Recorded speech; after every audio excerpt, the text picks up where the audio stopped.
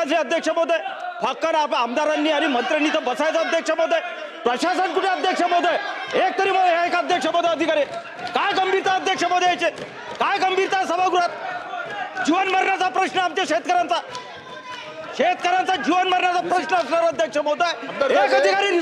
ऐका ना अध्यक्ष महोदय, हा नाही, सरकारी पक्षाचा प्रस्ताव असताना कॅबिनेट मंत्री नाही, सचिव नाही, राज्यमंत्री नाही, मग आपण खरंच या बाबतीत शेतकऱ्याच्या विषयी आपण गंभीर आहो का?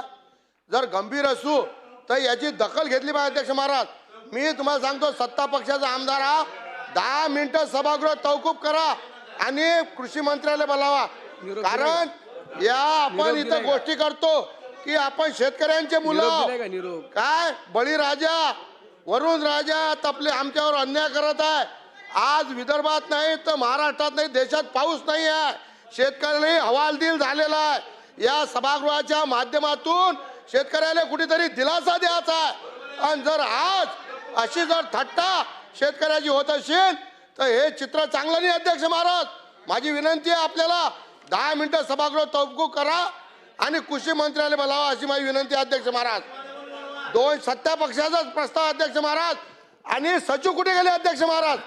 या सचिवाला एकही सचिव इथं नाहीये, गांभीर्य नाही आहे अध्यक्ष महाराज शेतकऱ्याच्या विषयाचं. आज दुष्काळ झेपलेला आहे, एलुनीचा प्रभाव या देशावर दिसून राहिला. महाराष्ट्रात पाणी नाही आहे, धरणात पाणी नाही आहे, पियाले पाणी नाही आहे, शेतीला पाणी नाही आहे, ढोलाले चारा नाही आहे. लोक आंदोलन करून राहिले. माझ्या इथं आंदोलन चालू आहे, अन्नत्याग आंदोलन चालू आहे, मोर्चे निघाले, बंडी मोर्चा, ट्रॅक्टर मोर्चा निघाला. तरी जर आपण त्याची गांभीर्यानं हा विषय घेत नसू तर हे गंभीर आहे अध्यक्ष महाराज. याचे पुरोगामी परिणाम होणार आहे, याचे परिणाम आपल्याला भोगा लागणार आहे. माझी हात जोडून नम्रतेची विनंती आहे, 10 मिनिटं सभागृह तहकूब करा. राज्यमंत्री, कॅबिनेट मंत्री आणि अधिकारी बनवल्याशिवाय हा प्रस्ताव सुरू नका करू अध्यक्ष महाराज. हा शेतकऱ्याचा बळीराजाचा विषय अध्यक्ष महाराज. इथं आलेले सगळे शेतकऱ्यांचे मुलं आहे. मी एक शेतकरी अध्यक्ष महाराज. पाणी नसल्यामुळे आम्हाला सोपाने येऊन राहिलं 2-2 वाजेपर्यंत अध्यक्ष महाराज. आणि आज माझ्या गावात, माझ्या तालुक्यात, माझ्या मूर्तीवर आंदोलन चालू आहे अध्यक्ष महाराज. आणि याच्यामुळे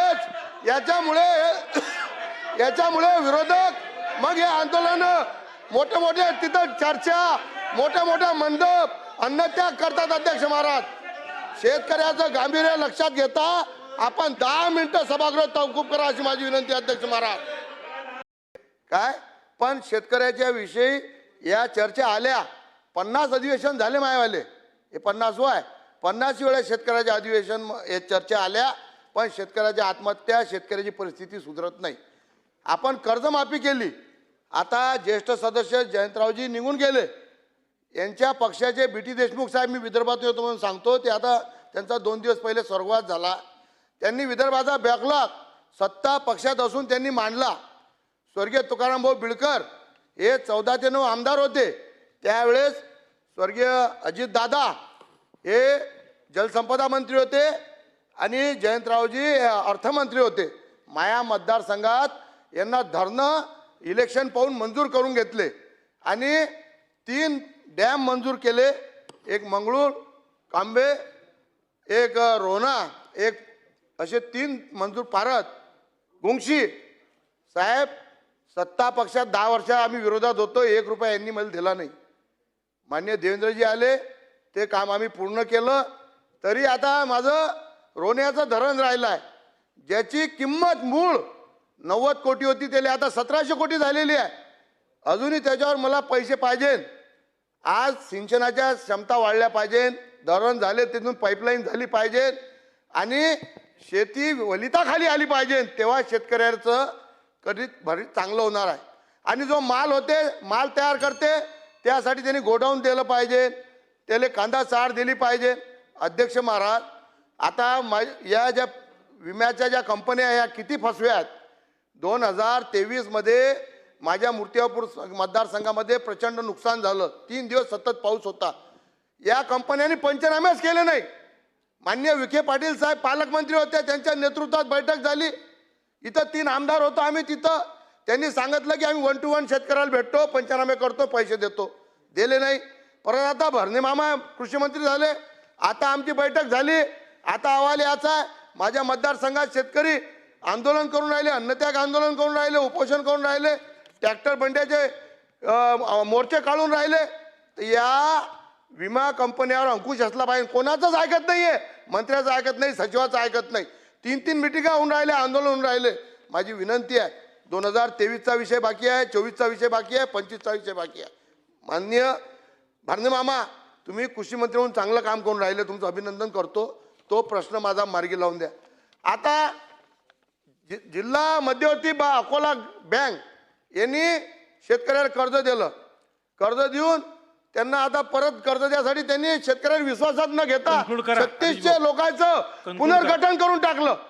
तात्कालीन अध्यक्ष कोरपे साहेब यांनी पुनर्गठन केल्यावर त्या शेतकऱ्याला कर्जमाफीचा लाभ झाला नाही. आता तो शेतकरी या कर्जमाफी बसू शकत नाही. हे पाप कोणाचं आहे? हे बँकेचं पाप आहे. तर माझं म्हणणं असं आहे, एक तर त्या बँकेवाल्यापासून पैसे द्या, नाही तर मग त्या लोकांना याच्यात बसून घ्या, त्यांच्यावर गुन्हे दाखल करा. अध्यक्ष महाराज, त्या जिल्हा मध्यवर्ती बँकेवर. अध्यक्ष महाराज, आज जर आपल्याला शेतकऱ्याला दिलासा द्यायचा असेल तर आता हे बोकस बियाणं, बोकस खतं, एक तुकाराम मुंडे काय आले, त्यांचा वावा साऱ्या देशात होऊन राहिला, महाराष्ट्रात होऊन राहिला. या बियाणे खात्यातनी एवढे आपले अधिकारी सचिव आहे, एकही दुसरा तुकाराम मुंडे पैदा नाही होऊ शकत इथं. एवढे बोकस बियाणे येते, त्यांच्यावर अंकुश नाही. कुठे येते? आंध्र प्रदेश, कर्नाटक, तामिळनाडू. मोका लावू नाही शकत आपण अध्यक्ष महाराज. याच्यात फसवणूक होते आणि एक वेळा पेरल्यावर त्याचं उत्पन्न घटते, म्हणून शेतकरी अडचणीत येते. अध्यक्ष महाराज, आता एलिनोचा प्रभाव मोठ्या प्रमाणावर पडलेला आहे, तुम्हाला माहित आहे. आज आमच्या अकोला जिल्ह्यामध्ये शेतकऱ्यांचं बियाणे महोत्सव घेतला. का आपण संपूर्ण महाराष्ट्रातली शेतकऱ्याचं बियाणं शेतकऱ्यांना घेतलं पाहिजे, अशासाठी आपण पूर्ण महाराष्ट्रभर बियाणे महोत्सव का घेत नाही? चांगली संकल्पना आहे. जे शेतकरी स्वतःच्या शेतात पिकवतात, अनेक लोकांनी माल उचलला, अनेक लोकांनी बुकिंग करून ठेवली. कारण त्याचा इतका चांगला प्रभाव झाला मामा आमच्या जिल्ह्यामध्ये, माझ्या मतदारसंघामध्ये. तर हे बियाणे महोत्सव संपूर्ण महाराष्ट्रभर झाले पाहिजे. अध्यक्ष महाराज, आता आपण शेतकऱ्याला कर्जमाफी देऊन राहिलो. कर्जमाफीना प्रश्न सुटणार नाही. त्याची आर्थिक परिस्थिती सुधारली पाहिजे. त्याचा जो माल आहे त्याला बाजारपेठ आपण उपलब्ध करून दिली पाहिजे. शासनाच्या रेटनं आपण माल खरेदी केला पाहिजे नाफेडच्या माध्यमातून. केव्हा बी आणो आपण, त्याला नाही का मर्यादा ठेवतो की इतक्या दिवसांनी आपलं ते दुकान केंद्रानं उघडलं की शेतकऱ्यांना माल द्यायचा, नंतर माल विकला, नंतर व्यापारी याच्यात मजा करतात. अध्यक्ष महाराज, माझी विनंती आहे, अध्यक्ष महाराज माझी विनंती आहे आपल्याला की 11 लाख कोटीचं कर्ज होऊ द्या, पण जेवढे सिंचनाचे प्रकल्प आहे त्यासाठी अजून 11 लाख कोटी घ्या. एक खट्ट्या पैसे द्या. या कर्जमाफीने शेतकरी सुधारणार नाही. सिंचनाचे प्रकल्प पूर्ण करा, शेतकऱ्यांना न्याय द्या, अशी विनंती या माध्यमातून करतो. आपले विषय धन्यवाद देतो, थांबतो. जय हिंद, जय महाराष्ट्र. 200